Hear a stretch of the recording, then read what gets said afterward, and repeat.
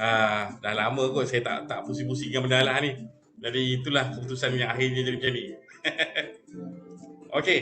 So hari ni kita akan pergi ke chapter 2. Chapter 2 bukanlah bererti topik 2 dalam silibus anda. Okey. Tetapi masih lagi membincangkan tentang apa itu proses dalam sesuatu strategi. Okey. Now kita dah bercerita sedikit tentang strategi sebelum ini. Namun demikian the word is still strategi. Orang kata kalau nak pass kena ada strategi, kalau nak dapat A mesti ada strategi, kalau nak berjaya juga mesti ada strategi. So strategi secara ringkasnya you all faham ni macam mana saya nak just get some early feedback je. Apa yang you all dapat rangkakan buat masa sekarang ni. Strategi ni apa? So saya minta kelas rap boleh tak paskan pada siapa-siapa yang ada dalam ni, ataupun ada siapa-siapa yang nak mula boleh. Ada ke? Strategi tu plan untuk kita mencapai sesuatu. Okey. Alright, kalau ada orang lain lagi boleh bantu. Kalau dalam management tu plan untuk kita dapat satu management yang bagus, satu goal lah macam tu. Apakah kita boleh ertikan bahawa kejayaan syarikat tu berdasarkan dia punya kecairan syarikat? Maknanya dia banyak dapat duit. Cash money dia agak tinggi. Tu dia bergantung pada strategi dia. Kalau strategi dia bagus dalam mengurus takbir, rancang masa depan, insya-Allah itu adalah jawapan dia. Tapi kalau kita nak kata penentu, apa penentu? Apa yang dilihat? Apa yang kita lihat? Pasti kat wala ke.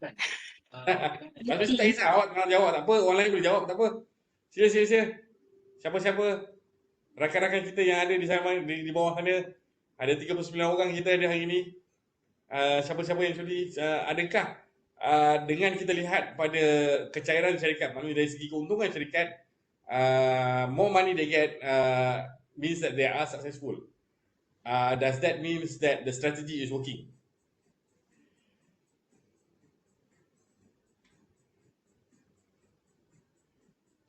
Hasil dan kualiti kerja yang baik satu kejayaan. Hasil kerja, kualiti kerja. Hasil kerja dalam syarikat kita nak nilai macam mana? I mean, kita buat bangunan, kita nampak kita buat bangunan. Tapi kalau kata macam kita buat filem, so maknanya kita dapat box office, ialah pawagam penuh. Orang tengok kita punya filem straight sampai 3 minggu berturut-turut. Adakah ini bukti kejayaan? Tapi itu macam mana kita nak katakan? Itu kalau kita ada produk, kita nampak jumlah jualan. Tapi kalau kita ada servis, macam filem tadi, kedai gambar ke, ataupun macam mana kata? Kepuasan pelanggan. Yang macam ni, Izzah? Kepuasan pelanggan? Kepuasan pelanggan. So pelanggan itu memberi satu maksud. If the customer is satisfied, the company is successful.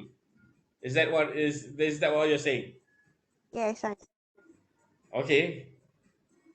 Ya ke? Seorang punya remark maknanya dah company dah berjaya dah? Dia mendapat sambutan daripada ramai orang kata.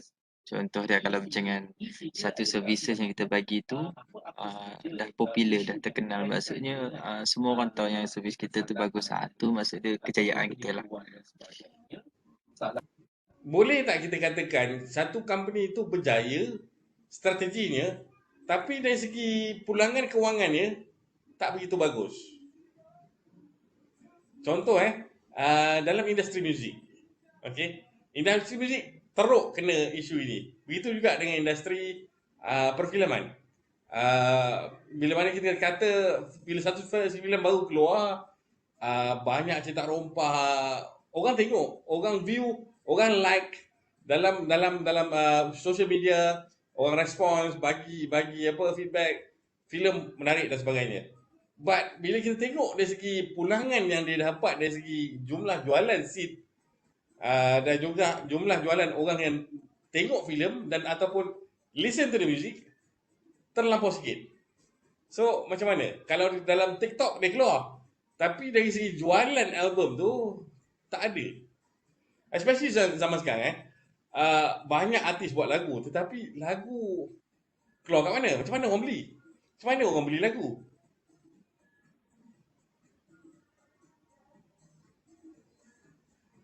Anyone? Ni pandangan saya doktor, pandangan saya lah, tapi saya tak tahu Silakan. tidak doktor.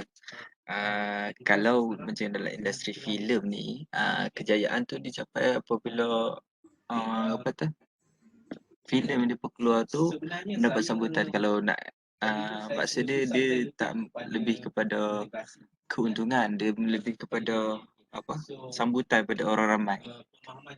Kalau pasal apa ciplak tu memang betul lah. Sekarang ni susah Dia nak tak, ngelak macam benda kita tu. kata tadi ya.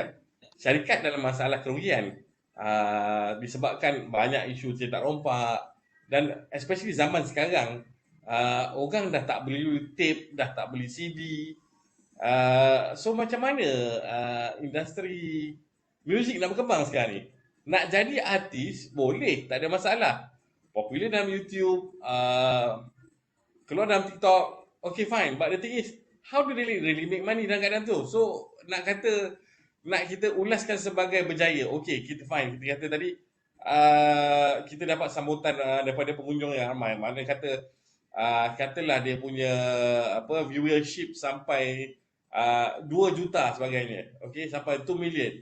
But the issue at the end of the day, berapa album jual? Orang akan tanya itu juga kan, dari segi keuntungan syarikat.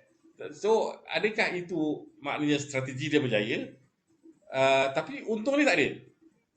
So macam mana ni?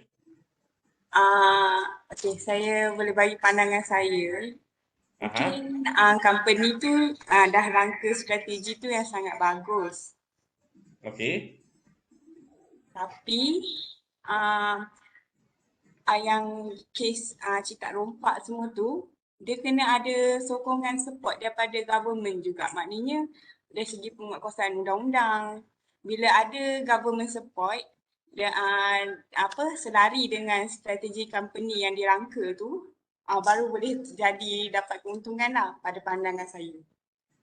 Okay, I like the idea is still there. Betul. Saya tak akui bahawa itu tak ada isu. Memang patut pihak berkuasa ambil tindakan atas pihak yang buat benda-benda yang tak sepatutnya. But kita isu sekarang ni, persoalan yang menjadi yang utama sekarang ni. Zaman sekarang orang dah tak tengok CD, orang tak beli cassette recorder. Kita based on macam mana kita katakan seseorang artis tu benar-benar berjaya. Walaupun kita rangkakan strategi dia, dari segi pakaian dia, dia punya penampilan dia, kita make sure that this artist tidak ada gosip-gosip panas terlampau sangat, tapi enough to push dia punya kata career dia naik ke atas. Strategi tu berjaya. People appreciate artis ni. Tetapi dari segi jumlah jualan, how do they get the money? How do they get the money actually? So Adakah kalau strategi marketing tu kita tukar kepada, maksudnya kita nak pasarkan tu kan, nak pasarkan CD tadi tu, jangan jual CD secara yang macam orang beli CD je sama sekarang. maksudnya saya tukar kepada ni, macam mana macam langgan, itulah. I mean, you all kan tengok music video, banyak music video you all tengok. But they don't get paid. You watch it for free. Right? Kita tak bayar. Jemput dia buat persembahan. Okay, probably okay jualan tiket dari segi dia buat persembahan. Tapi music video yang dia buat, lagu yang digunakan, how do they make money out of, I mean, tak ada apa-apa kan dia kan? Hanya takat nak kita buat roadshow pun, okay, kita kata tentang roadshow kan. Roadshow ni lagi banyak belanja sebenarnya. Kita nak kena ada kru, kita nak ada the stage performers, nak kena ada dia punya stage design, kita nak kena ada macam-macam lah that goes into the whole design. Orang kata nak bagi satu konsert tu, too many things are at play, and then the cost itself is so much, even berapa ramai penonton pun, but if they don't pay, tak ada apa-apa juga. Ini yang jadi persoalannya. Adakah masih orang masih nak pergi tengok live concert berbanding nowadays you can dapat good music video, okay, yang mana orang rasa okay ni cantik dan lebih proper, lebih sesuai, terjaga, okay, tak timbul isu, okay. At the same time tu dah kata dari segi profit dia tak ada. So macam mana? Ini satu perkara baru Satu perkara baru. Dah tak ada, sebab CD tak ada, tape tak ada. Orang dah tak beli physical lagu-lagu tak didengari. Kita tak beli. So how did they get the money actually? Ini pun ada yang kata okay, viewers dekat YouTube. Okay, viewers dekat YouTube dapat duit macam mana?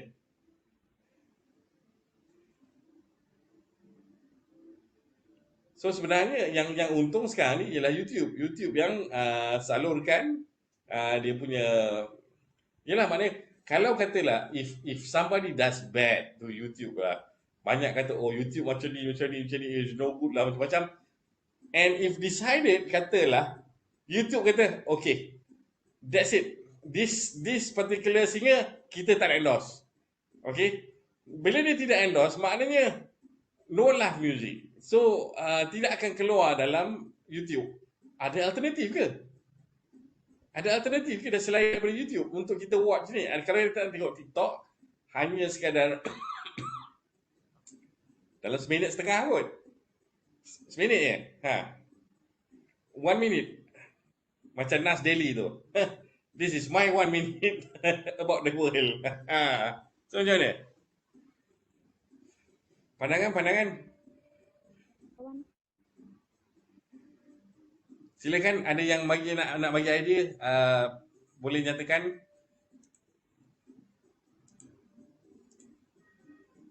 Kalau melalui wartawan. Okey, jangan semua tak apa dengar.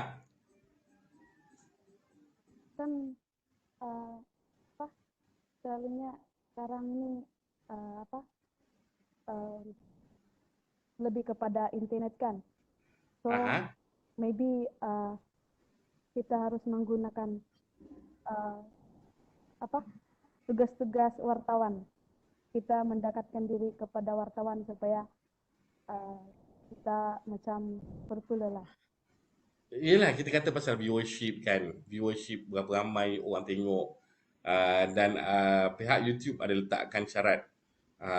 Maknanya if you are going to have paid promotion, mereka akan letakkan dekat apa ni, maknanya bila ramai je mula melihat anda punya video dan jadi viral, katalah dia viral. Jadi bila jadi viral, dia akan diletakkan beberapa iklan-iklan tertentu. Okey, dan apa trend yang berlaku sekarang ni, orang mula berminat tengok YouTube Shorts. Perasan tak? Lately orang suka tengok YouTube Shorts. Walaupun aksi kucing, main-main, just perbuatan yang orang kata bloopers yang tak disangka, orang buat TikTok macam-macam, tapi hanya seminit saja, but people love to watch. Just 1 minute satire, then people feel entertained. Tak ada iklan, tak ada unsur berbayar. Jadi how do they make money sebab bila kita bercakap tentang strategi, pastinya kita somewhere along the line kita nak untung. Okay, kita nak juga orang melihat produk kita superior. Kita nak juga orang kata kita punya produk we are the best in the field. Okay, kita yang terbaik dalam bidang kita. So a lot of things yang kita nak buat. Jadi kalau katalah kita nak berada di atas, okay, but you don't get paid to do that, what's the point? What's the point?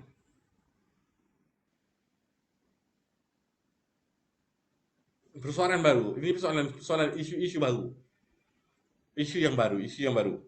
And itu yang saya kata tadi, kalau kata bila orang mula berperkatakan sangat tentang YouTube dan syarat dia, saya tengok ada setengah-setengah orang yang ada hari tu ada penyakit apa, um, mereka ni macam who's that girl, um,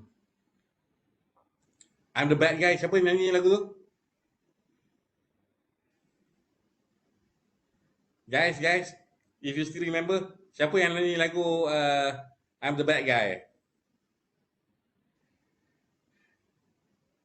Billie Eilish, yes. That's right, Billie Eilish. Nah, Billie Eilish dia ada dia ada satu masalah. Dia ada penyakit Tourette's. Okey, penyakit Tourette's ni dia secara spontaneous dia akan melatah tanpa henti for a certain time, and then diikuti dengan bahasa kasar.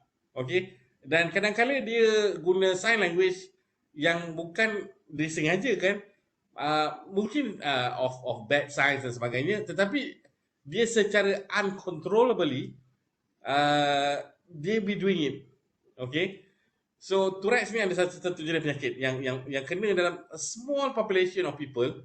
Okay, muka lawa, orangnya elok, tapi dia ada sindrom ini. Jadi they tend to, orang kata, susah nak berkomunikasi dengan orang. Jadi pergi sekolah pun susah.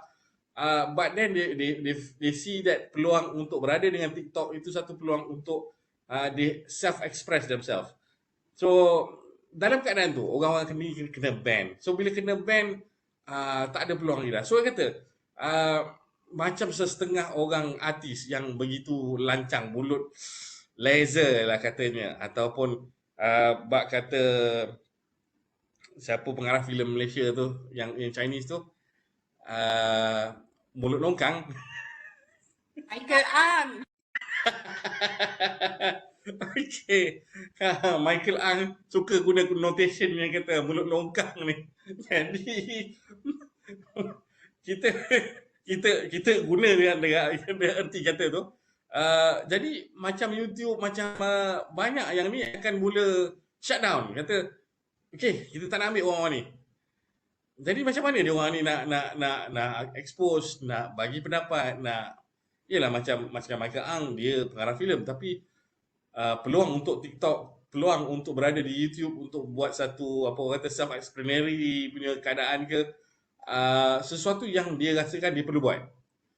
But then if TikTok starts to ban dia ataupun YouTube ban dia ni, mana lagi dia punya orang kata source of revenue dia nak sampaikan benda ni. Ini macam mana ni? So kalau saluran tu tak ada, itu dia kata tadi, you make good songs, you have good music video dan sebagainya, tetapi yang menjadi persoalan ialah nak dapat duit tu macam mana? Adakah kita hanya bergantung kepada YouTube sahaja sebagai satu sumber dana kewangan? Kalau kata YouTube lambat bayar, macam mana? Yelah, sesuatu untuk difikirkan. Okay. Alright. Kita nak share. I know. Pagi ni agak berat sedikit. But I thank you for your attention. Tapi it is a thing that you want to ponder at this time. Kita nak fikir kata macam mana kita nak buat duit. Okay. Especially zaman sekarang, zaman orang kata kita ada Shopee, kita ada Lazada, kita ada macam-macam online platform yang kita boleh gunakan untuk jana kewangan. And some of them, macam saya tengok ada orang jual kek Mama Sap. Okay, kek Mama Sap, ada jual baju Hasnuri lah, Sabella. Buat apa nak gosok? Okay, baju tak payah gosok. Okay, so seloranya, okay, semua ni dia start bisnes dengan online juga. Jadi online bisnes tu satu peluang untuk dia. Jadi kalau kata macam mana strategi dia, macam mana dia nak atur keadaan supaya viewership dia dapat tinggi. Not only that, tapi sekadar orang tengok saja is not enough. Kita nak berjual beli, especially orang jual baju-baju bundle, okay? Orang jual baju bundle bila dia jual secara online, dia nak cuba dapatkan orang kata collector's item, nilai vintage. Okay, nilai vintage. Orang kata benda ni, oh ni rare ni, special edition. Okay, Adidas punya special edition, ada mistake yang dia buat pada baju tu, ada tersilap kat situ. Jadi rare, baju tu terkeluar sekali dalam hanya 50 keping. Baju-baju tu teredar. Okay, like a target group. But the thing is, this kind of thing agak mudah untuk orang berniaga. Tak perlu ada modal, just ada online platform, kita buat website, kita sediakan, tapi kita jadi orang kata apa? Dropship. Okay, jadi dropship, kita yang arrangekan untuk delivery dan sebagainya. Bila order masuk, kita pass kat dia punya tu, dan dia orang yang akan uruskan. Okay, so ini zaman sekarang punya cara mereka dapat kewangan. Okay, so isu yang saya nak ketengahkan ialah banyak syarikat-syarikat besar mula bercakap tentang you must have vision, mission, values of the company. Dan pernah satu orang yang bekerja dengan Steve Jobs, which is Guy Kawasaki, one of the co-founder of Apple. Dia bercerita cara bagaimana Steve Jobs berfikir. Dia kata syarikat tak perlu pada mission vision sangat, tapi lebih pada mantra. Dia kata mantra. Lagi best dia punya istilah. So term mantra pula masuk. Okey, bukan mantra. Okey, so banyak perkara yang dia masukkan, orang mula confuse. But at the end of the day, orang akan tanya, betul ke apa yang kena ada vision ke mission ni sebenarnya menyumbang kepada keuntungan syarikat? And the value of our company juga akan melalui satu proses nilai tambah. Adakah benar? Okay. Then ada pula yang berdiskus tentang ada kata kita kena agresif dengan pasaran. Kita kena capture dengan betul-betul, orang kata dengan tepat. Kita kena grab dan terus dapat as much money as you can daripada sesuatu sales tu. Okay. So macam saya bagi contoh, you're talking about jualan jam Rolex, Omega, jam-jam yang agak mahal-mahal, Patek Philippe dan sebagainya. These watches are very expensive. Tetapi dia nak dapat sale is not quite that, macam orang kata. Sebab kalau kita kata macam Cartier, okay, ataupun orang biasa sebut Cartier, okay, Cartier dia jual banyak benda. Dia ada perfume, dia ada gold collection. So benda pada dia banyak.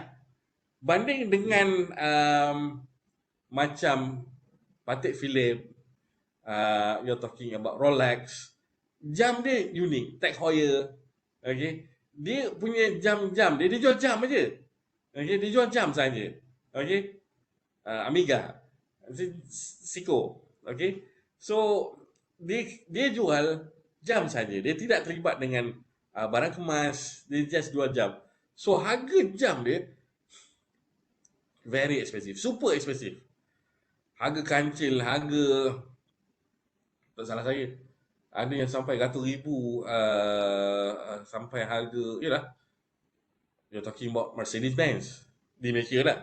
Harga Mercedes-Benz di Malaysia sampai 200,000-300,000 untuk satu jam. Okay, just one piece of watch sampai harga yang sebegitu tinggi. Nak jual very difficult. Okay, quality orang nak boleh faham. Orang sebut, oh Rolex, tahu. Orang sebut Tag Heuer, orang tahu. But nak jual jam tu, macam mana kita pastikan you get that sale?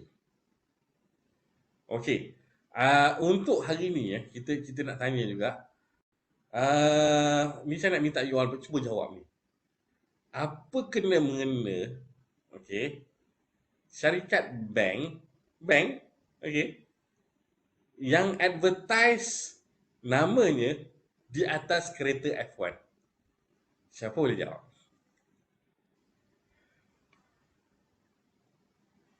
Kenapa bank nak letak dia punya brand name di atas kereta Formula One? Itu persoalan saya. Ada yang ingin mencuba? Marketing kot sir. Marketing yang macam mana? Promotion apa? Are you sure promotion? Kadang-kadang bank tu pun tak ada kat sini. Penajar sponsor. Yelah betul lah dia sponsor. Tapi apa yang dia dapat? Dapat nama doktor bila macam kalau sponsor kan orang kenal dia. Kenal tak dapat duit, tak ada makna. Tak mana daripada orang kenal tu orang melabur kat dia. Bukan sikit tau. Bila kita letak kita punya logo atas kereta F1, means that kita commit tau. And it's not cheap. You're talking about pledging as much as $1 million, $2 million. Bukan kalau talking about orang kata per year. Kita pledge 1 million for every single race. Untuk setiap perlawanan tu kita pledge 1 million. Masuk di circuit ni 1 juta. Another circuit another 1 million. Another circuit another 1 million. Apa yang dia dapat?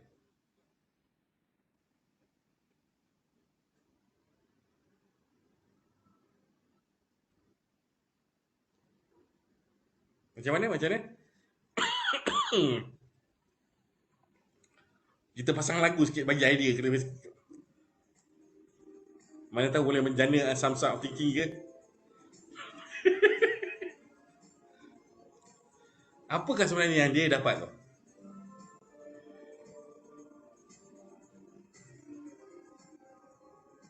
Ada. Laburan bukan sir? Sila. Macam mana? Kemasyuran. Masyur memang masyur. But the thing is, masyuk tu. Masyuk tu. Bukan masyur. Masuk tu. Duit dia masuk dalam syarikat. Pelaburan kot doktor, pelaburan. Pelaburan macam mana? Dia melabur atas kereta tu. Kalau Tapi menang, benda yang tak ada kena-mengena dengan bisnes dia. kalau Adakah ini artinya siapa-siapa pun boleh beli kereta F1? Kena nak suruh orang beli. Datang kat bank saya. Bank saya yang ada menaja untuk beli kereta F1. Adakah itu yang kita maksudkan? Ramai orang buku competition tu akan kenal penaja. Betul, dia kenal penaja tu. Tapi sebenarnya apa yang dia dapat? Duit apa yang dia dapat?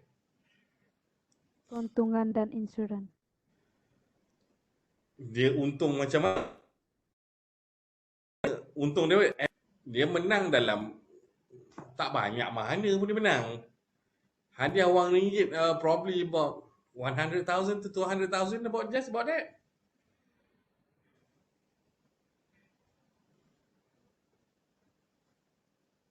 Pelaburan dia menang, dia dapat keuntungan separuh. Tak ada kena-mengena. Dia labur saja. Untung tak untung, menang tak menang, tak ada kena-mengena.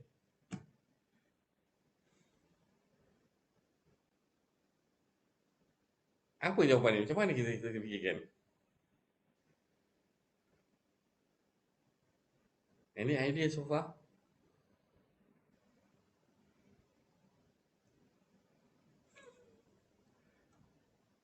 Kembali tersunyi.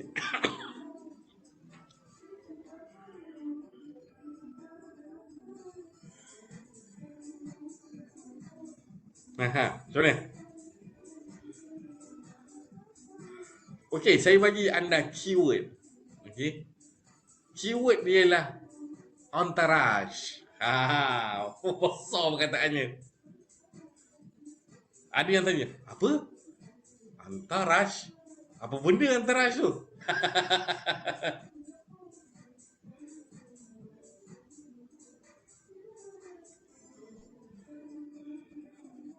Apa tu? Bukan perkataan Perancis ya?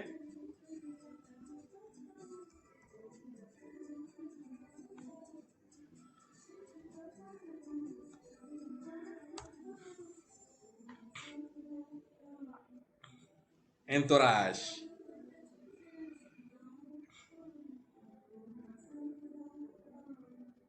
Cuba Google. Apa makna dia?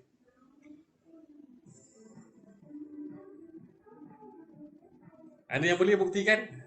Google kan apakah yang kita maksudkan sebagai entourage ni?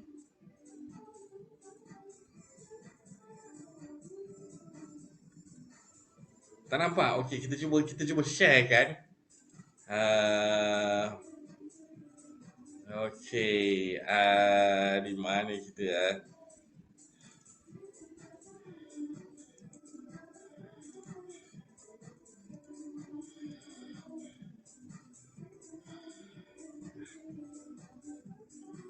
Okay, how do I do this?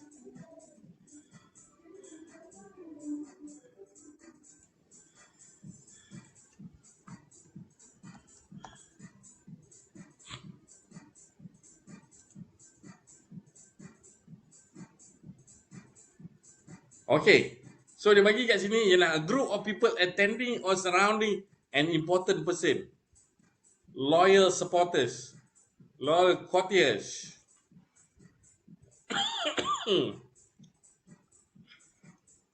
Tak jelas. Okay, what is an entourage person?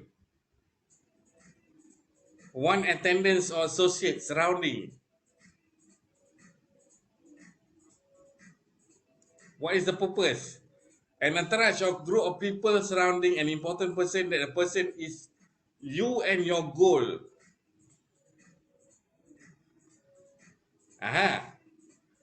Lagi best kat sini. 8 reason why an entourage can help you. Let's have a look.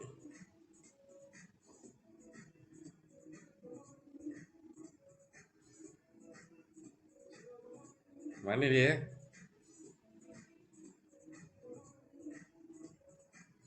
So dia kata kat sini, give you confidence, provide you with support, keep you accountable, give you encouragement, celebrate your accomplishment, give you honest feedback, create your community, mentors and advise you. Apakah itu jawapan yang kita cari?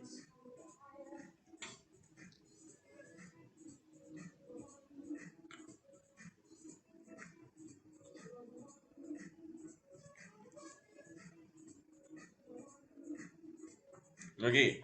So macam mana? Ada lagi? Ke kita nak bagi extend masa sikit? Bagi masa sikit pada all dan rakan-rakan mencari dan cuba fahami atau mendalami apa apa yang kita maksudkan sebagai entourage ni. Dan kenapa bank nak letak nama dia dekat atas belakang kereta F1? Apa kena mengenanya? Ada yang kami cuba dulu? Last before before we close the session.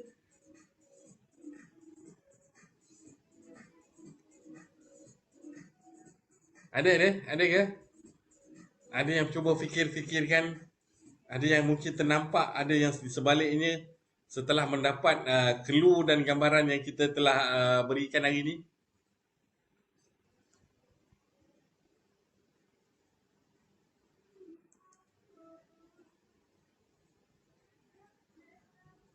Mereka yang bergabung bagi mencapai goal masing-masing.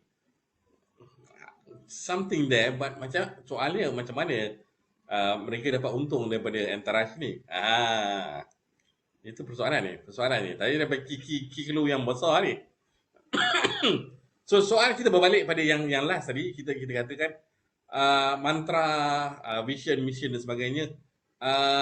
Now banyak kali orang kata disebabkan tak ada vision ni menyebabkan syarikat sebenarnya kerugian besar. Contoh yang berlaku apabila Xerox, syarikat yang mengeluarkan mesin photostat, gagal nak identify the future of computing. Sedangkan way back in 1964 mereka dah pun ada the first actual build computer dalam diorang punya lab. Dah ada and tested, yang betul-betul sama seperti penggunaan Windows. Exactly the same. Okay? They even have emails, they have video call, dia ada apa masa tu way back 1964. Anda boleh bayangkan berapa lama cerita ni. Okay? But because the CEO of Xerox tak percaya tentang the world of computing, dia tak nampak dari segi relevance je untuk dunia komputer ni. So akhirnya dia berkata there's not going to be more than 5 people yang akan beli komputer ni. 5 orang Okay. The same mistake was done by Alexander Graham Bell when he talked about the telephone. Orang tak ada kata apa ni, no. Telegraph, okay. CEO of Telegraph, okay. Zaman-zaman way 1800 tu, okay. Masa teknologi bukan 1800, tahun 1900 something. Mereka dah ada teknologi untuk telegraph, and they say that the future is on telegraph. Tak ada fikir langsung untuk actually orang kata bercakap menggunakan telefon. Bila Alexander Graham Bell cipta telefon, mereka betul-betul tak sangka that something like that boleh berlaku, and it's just in that instance. Okay. So itu dalam industri yang agak besar dan yang macam tu. Tapi macam Kodak, okay, syarikat pengeluar filem yang telah lama menceburi dalam bidang ambil gambar dan sebagainya, buat kamera, filem dan sebagainya, but was the last to adopt untuk mencipta digital camera. Okay, they were the last. Begitu juga dengan Nokia yang at the last bet, dia berpaling data antara nak percaya data dari sumber yang berpuluh juta ataupun nak bandingkan daripada kajian seorang penyelidik yang mereka lantik, yang hanya mendapatkan hanya sekitar 10,000 sampel, okay, 10,000 sampel pengguna Cina. Okay, pengguna di China at the time begitu banyak bertukar-tukar gadget. Okay, they were orang kata gadget craze at the time. So prospek itu did not come to their mind. Mereka melihat dari segi apa orang kata conservation. Orang kata orang-orang dari dekat Europe dengan US dan sebagainya tak minat nak guna smartphone. Namun demikian, kajian yang dibawa oleh this lady tu tentang pengguna di China exactly bertukar arah, and akhirnya Samsung dan lain-lain jenama took over, dan Nokia is no more in the playground dalam industri smartphone. No more. Okay. So mereka kehilangan dari segi what's the most important part. Okay. So ini yang kita kata mission, vision dan sebagainya itu perlu. Tapi perlu juga berhati-hati about your surrounding. Okay. Tanpa disedari, some businesses telah pun berubah bentuk dan akhirnya berubah menjadi benda lain. Okay. So banyak kali syarikat-syarikat besar dah pun collapse, dan cerita tadi kita sebut yang mula-mula tadi Xerox tadi, they actually gave the whole idea, konsep tu pada Steve Jobs, how to build a computer. Bayangkan, 1964, he was still a kid at the time. Masa mula-mula dia orang pergi scavenging dekat dalam apa tong sampah dekat Xerox, because they used to live dekat Silicon Valley di United States. Mereka cari data dan mereka buat, they try to create what is a computer. Dan akhirnya somewhere around 1970s, Xerox call up Jobs dan offer dia untuk buy over bahagian yang menghasilkan komputer tersebut. So they bought and eventually become the founder of the computers in the modern era. What happened to Xerox? Bye-bye. Nobody remembers you.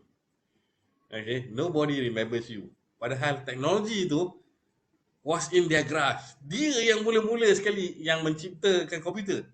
Way back in 1964, even ada video chat phone. Okay, can you imagine that? Kita somewhere around 2030, 2020 plus ni barulah hebat orang mula berkata tentang video call. Zaman tu dia dah ada pun video call.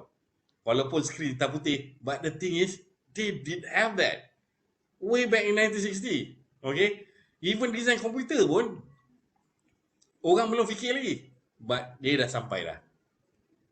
So I leave you with that untuk hari ni. Kita just discuss saja.